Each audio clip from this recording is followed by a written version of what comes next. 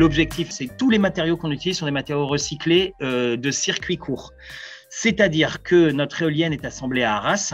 L'aluminium qu'on utilise pour les pales, c'est l'aluminium recyclé qui vient de Dunkerque. La découpe laser se fait au niveau de Lille.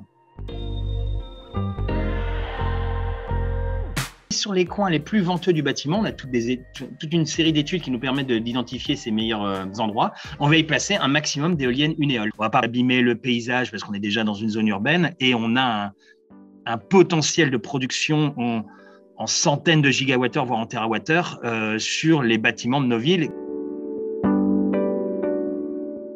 On a eu un rapport qui nous a sorti que l'éolienne faisait 5,3 grammes de CO2 par kilowattheure sorti. Le nucléaire, on parle de 7 à 8 grammes de CO2 par kilowattheure, le photovoltaïque 55 et le charbon 1050. Donc on est vraiment sur du très très très bas carbone pour notre éolienne.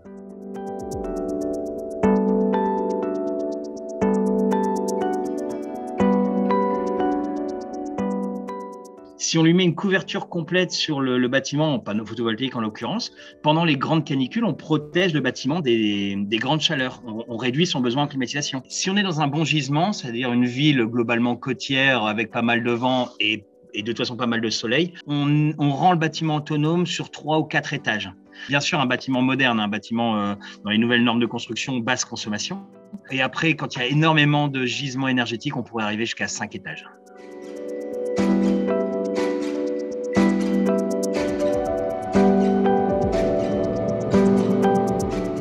Unéole est parti de pas grand-chose, un projet quasi étudiant, l'ordre d'idée, en tout cas vraiment accompagné avec des étudiants et peu de budget. Le fait est que moi, les prochaines années, c'est montrer que cette techno made in France, industrialisée en France et un peu, pour l'instant en tout cas unique en France, pourrait faire du bien à se développer dans nos différentes villes.